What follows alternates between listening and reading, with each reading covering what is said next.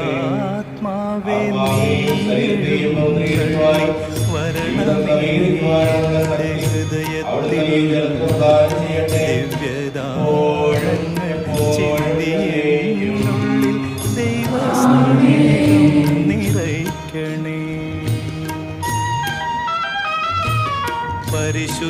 പരിശുദ്ധാത്മാവേ നീ എഴുന്നള്ളി വരണമേ എൻ്റെ ഹൃദയത്തിൽ ദിവ്യദാനങ്ങൾ ചിന്തിയെന്നുള്ളിൽ ദൈവസ്നേഹം നിറയ്ക്കണേ.